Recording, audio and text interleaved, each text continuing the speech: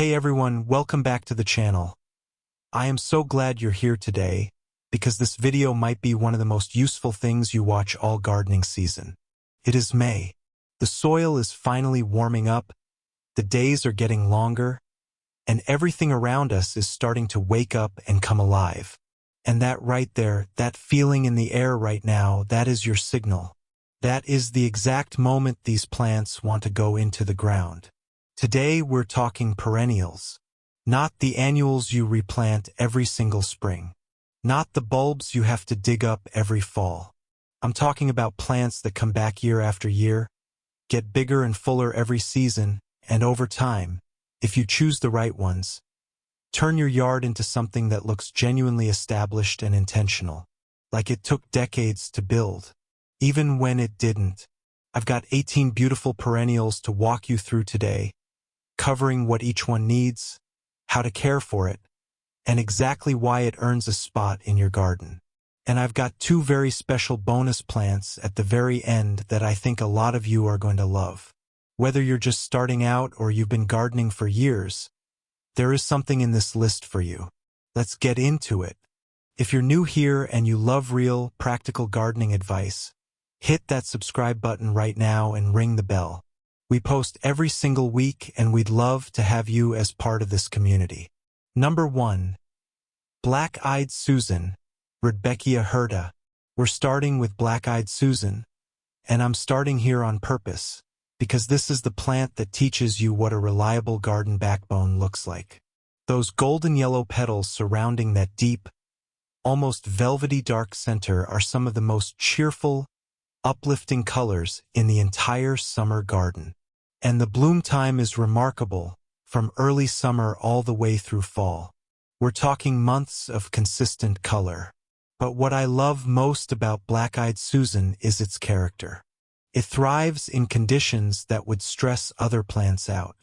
Dry soil, heat waves, inconsistent watering. It handles all of it without complaint. Plant it in full sun, space plants about 18 inches apart, and make sure the soil drains well. It doesn't need rich, heavily amended soil, average is just fine. Here's my tip. When fall comes, resist the urge to cut everything back. Leave those seed heads standing. Goldfinches and other birds will feed on them through late fall and even into winter. And you'll get self-seeded plants coming up nearby next spring. More plants, completely free. Number 2. Coneflower, Echinacea purpurea. If there is one perennial I would put in every single garden I ever designed, it is coneflower, also called echinacea. And the reason is simple. It is a Native American prairie plant, and that heritage shows up in everything it does. It handles heat. It handles drought. It handles neglect. And in return, it gives you some of the most pollinator-friendly blooms in the entire plant world. I have stood in front of my echinacea in full bloom and watched bees, butterflies, and hummingbirds working it for an hour straight. It is alive with activity. Plant in full sun with well-draining soil. Space 18 to 24 inches apart. It blooms from early summer through fall, and after the first year it begins to multiply. One plant quietly becomes 3, 3 becomes a gorgeous cluster. Every year it deepens and expands. Available now in purple, pink, white, yellow, orange, and even bicolors. There is a coneflower for every color palette. But here is what makes them truly valuable in a garden design. Contrast. You need plants that give the eye a place to rest between bold colors, and that is exactly what Shastas do. They make every surrounding color look deeper and more intentional. Plant in full sun with moist, well-draining soil. Space 18 to 24 inches apart. They bloom heavily in early summer, and here is the trick to keeping them going.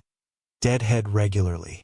Snip off the spent blooms and the plant will often reward you with a second strong flush of flowers later in the season. Every 2 to 3 years, dig up the clumps and divide them. Replant the divisions throughout your garden. It is one of the best ways to multiply your plant collection without spending a single dollar. Number 4. Blanket flower, Gaillardia. If you want fire in your garden, blanket flower is it. Those bold reds, oranges, and deep yellows look like something painted by hand. They pop. They demand attention. And once they start blooming, they flat out refuse to stop. Gaillardia starts blooming in late spring and keeps going, in many cases all the way until the very first frost. That is an extraordinary performance for a perennial. It fills in color gaps during the hottest part of summer when other plants slow down, which makes it an incredibly strategic choice for a long-season garden. It thrives in full sun and prefers lean, well-draining soil. This is actually one of those plants where less is more. Skip the heavy fertilizer because too much nitrogen produces lush leafy growth at the expense of flowers. Space 12 to 18 inches apart. Deadhead regularly to keep the show going, and cut it back by about a third in midsummer for a fresh flush going into fall. If you're enjoying this so far, go ahead and hit that like button for me. It genuinely helps this video reach more gardeners, and I appreciate every single one. Number 5. Lavender, Lavandula angustifolia. Lavender. I don't think there is another plant in the entire garden world that engages as many senses at once. You see it, you smell it, you hear it when the wind moves through it. And the pollinators, the bees especially, they find it from a distance and come in droves. Now, lavender has a reputation for being difficult. But I promise you it's not complicated. It just has one non-negotiable requirement: excellent drainage. It absolutely cannot sit in wet, heavy, waterlogged soil. That is how you lose a lavender plant. Everything else is easy. Give it full sun all day if you can. Plant in well-draining soil. Sandy or even slightly gravelly soil is ideal. Space 18 to 24 inches apart to allow good airflow, which keeps fungal issues away. Water it deeply but infrequently once it's established. For cold hardiness, English varieties like Hidcote and Munstead are the best choice. They survive winters in zones 5 through 9.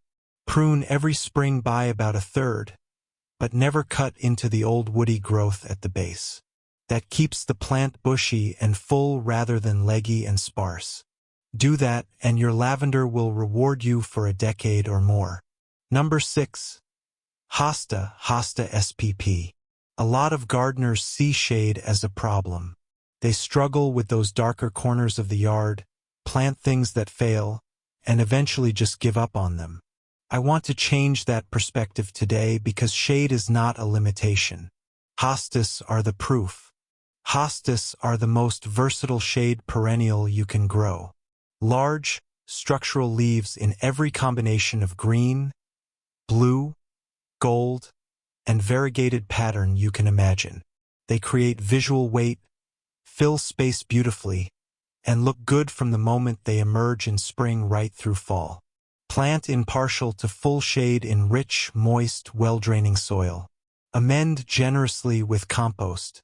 Smaller varieties 12 to 18 inches apart. Larger varieties up to 3 or 4 feet. Watch for slugs and deer, those are the main challenges.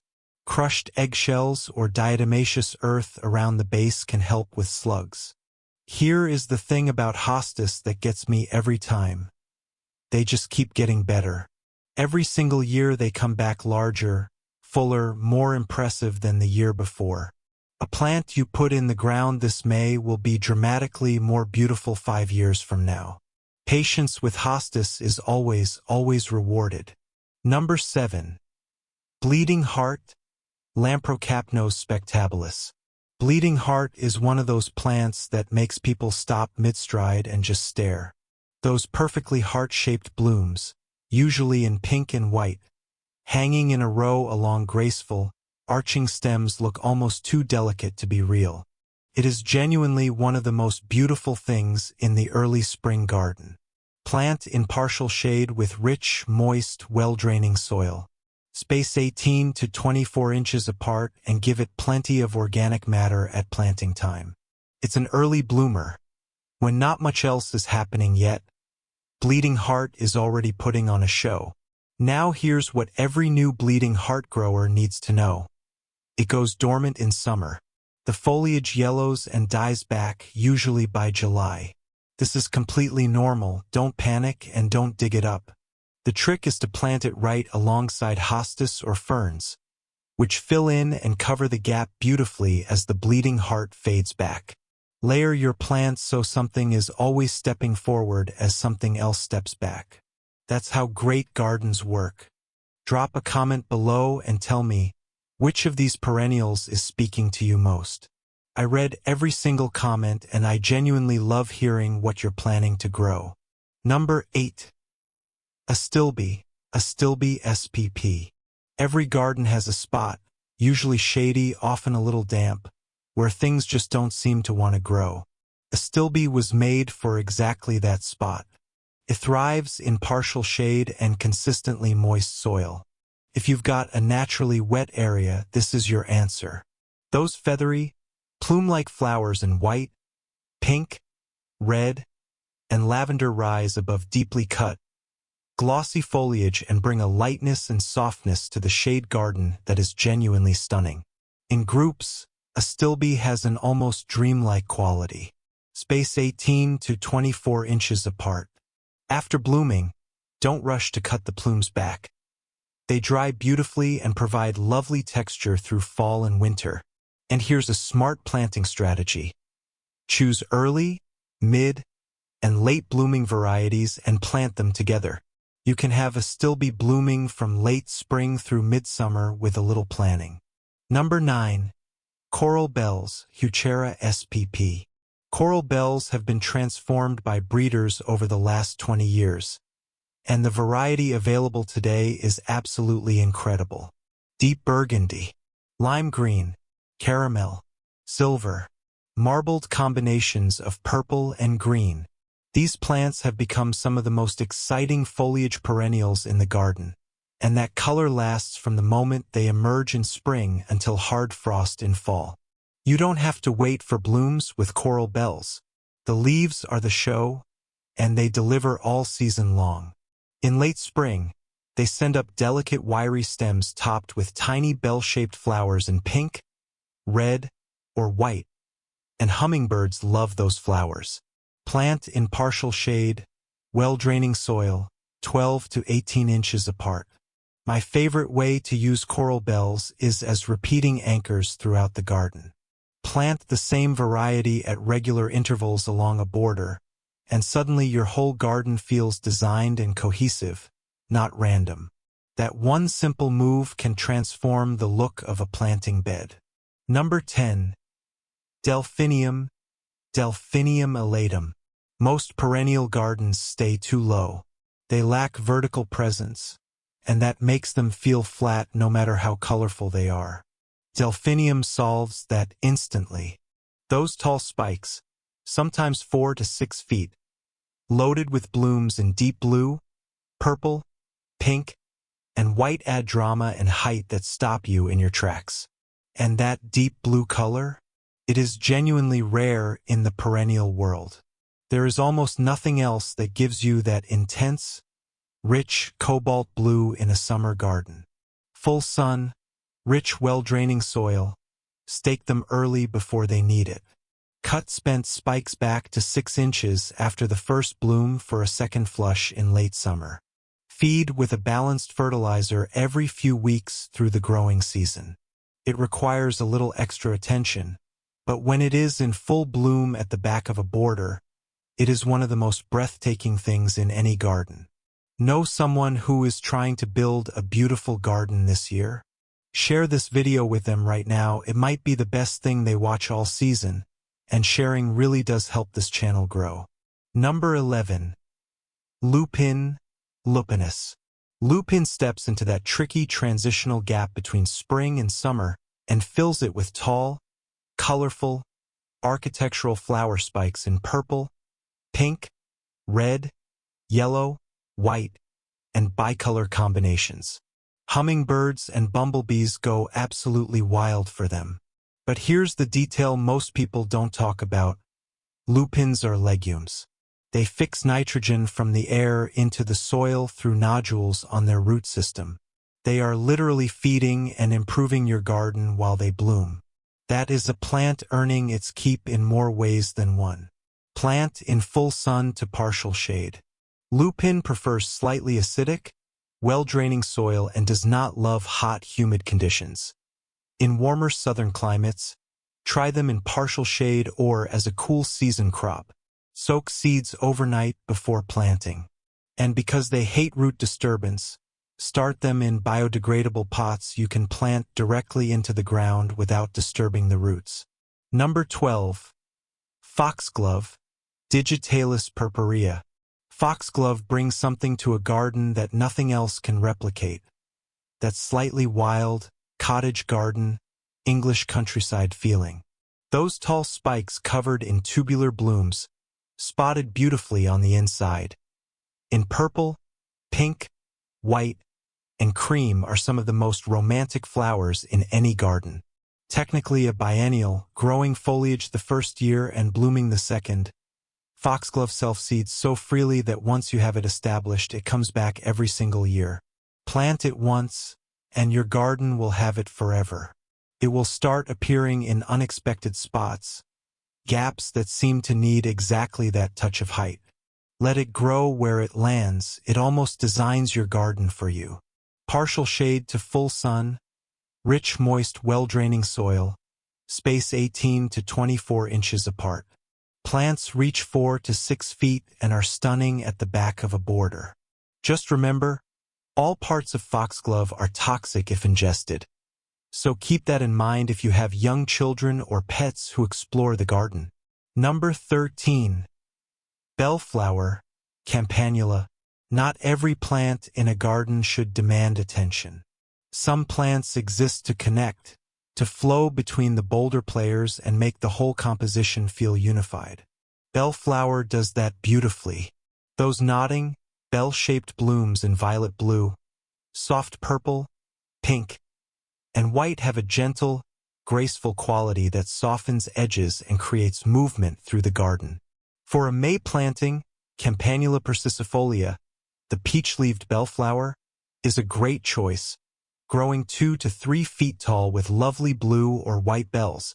Full sun to partial shade, well-draining moderately rich soil, 12 to 18 inches apart. Deadhead spent blooms to extend the flowering season. Divide every few years to keep the plants vigorous and to multiply that soft blue color throughout more of your garden. Number 14. Salvia, Salvia nemorosa. Salvia is a workhorse, and I mean that as the highest compliment a gardener can pay a plant. It blooms, you cut it back, and it blooms again. From late spring through fall, ornamental salvia keeps performing when everything else has slowed down or stopped. Those upright spikes of violet blue, purple, or pink flowers attract bees and butterflies in numbers that will genuinely surprise you. Full sun is essential, at least 6 hours per day. Salvia is drought-tolerant once established and actually prefers lean, well-draining soil. Too much fertilizer gives you floppy, leafy growth at the expense of flowers. Cut it back by about half after the first main flush of bloom. You will see new growth emerge within days, and a second, sometimes even a third wave of flowers will follow. Space 18 to 24 inches apart. It is reliable, beautiful, pollinator magnet, and genuinely low maintenance. I cannot recommend it highly enough. We are almost at the end. Just a few more plants and then 2 bonus picks you will not want to miss. If you have gotten value from this video today, please hit that like button before you go. And if you haven't subscribed yet, join us, we're here every week. Number 15. Catmint, Nepeta x Fossini. Catmint is one of those plants that surprises people once they try it. Those billowing, relaxed mounds of soft gray-green foliage covered in hazy lavender blue flower spikes have an airy, almost ethereal quality. It doesn't shout, it whispers. And in a garden full of boulder plants, that is incredibly valuable. Catmint is also a brilliant connector plant.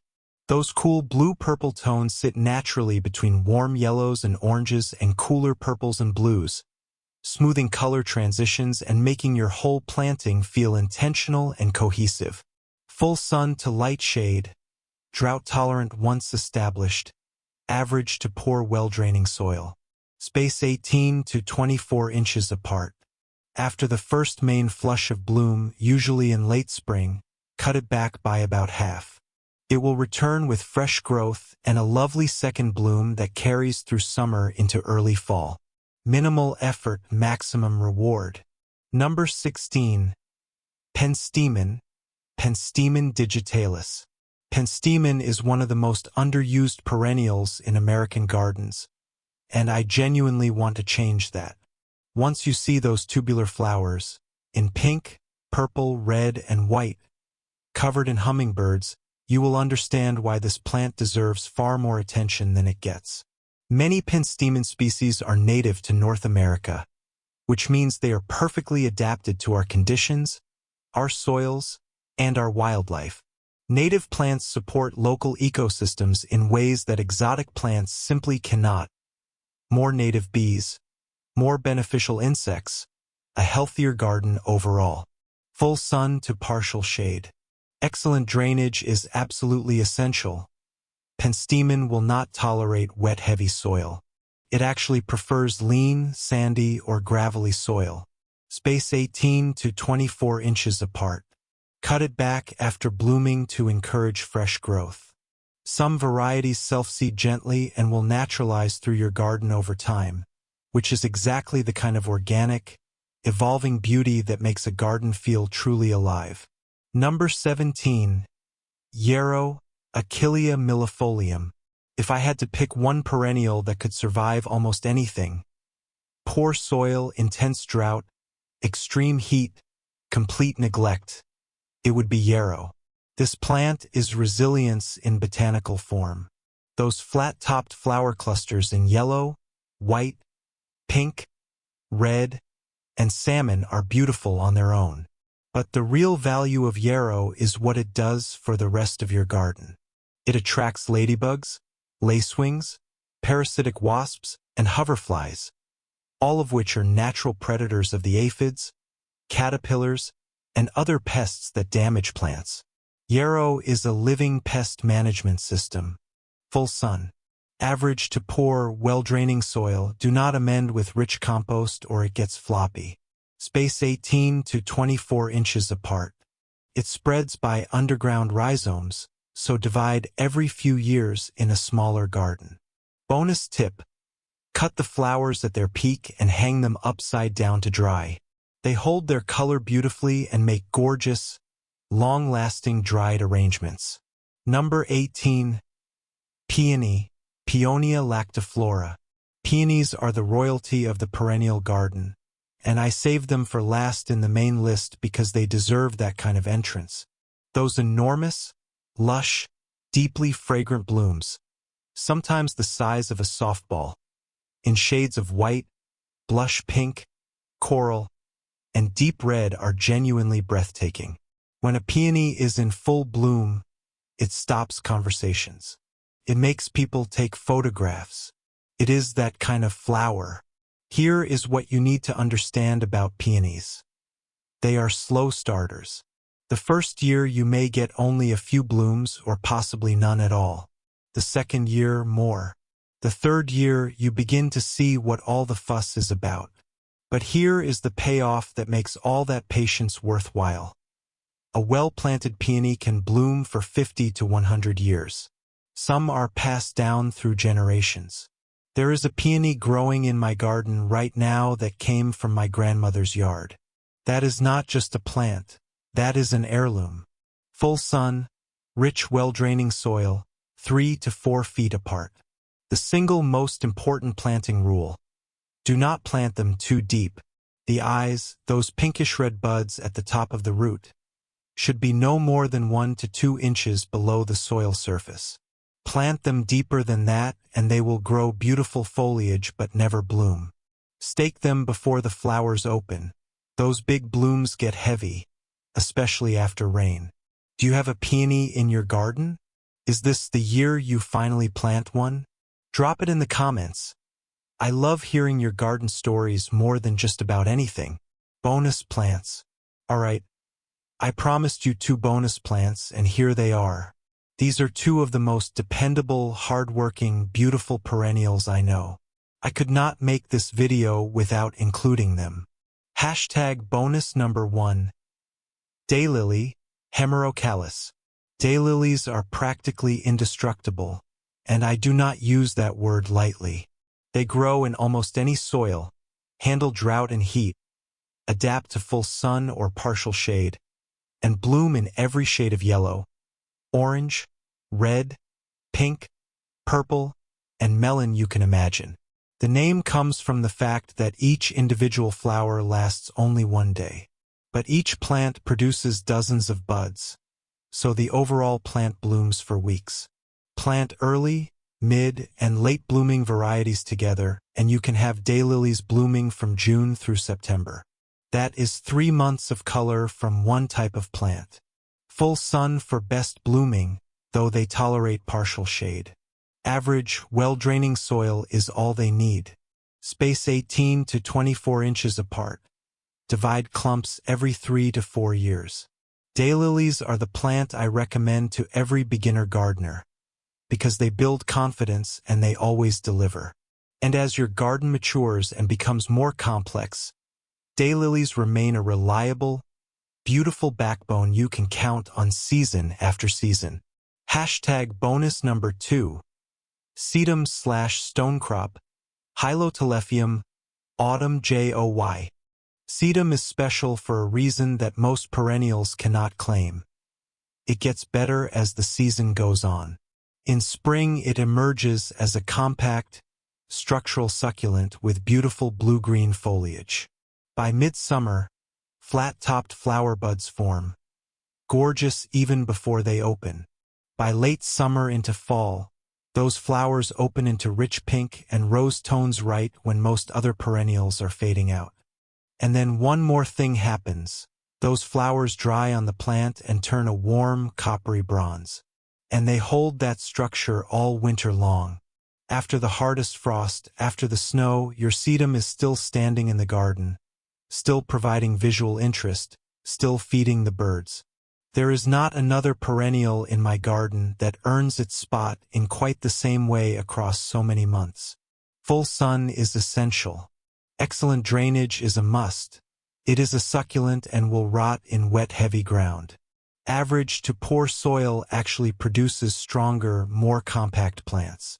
Space 18 to 24 inches apart. Cut it back to just above the ground in early spring before new growth emerges. And that is genuinely about all the maintenance it needs. Low effort, extraordinarily high reward. And that is your list. 18 beautiful perennials plus 2 incredible bonus plants. All worth putting in the ground this May. I want you to think about what we covered today not just as a plant list, but as a mindset. Every perennial you plant is an investment in a future garden. You are not starting over every year. You are building something, layering, deepening, creating something that gets more beautiful and more valuable with every season that passes. Plant one of these this May. Plant 5. Plant all 20. But start now, because the best time to plant a perennial was 10 years ago. The second best time is today. I would genuinely love to know what you're planning to plant. Drop it in the comments, your answer, your question, your garden story.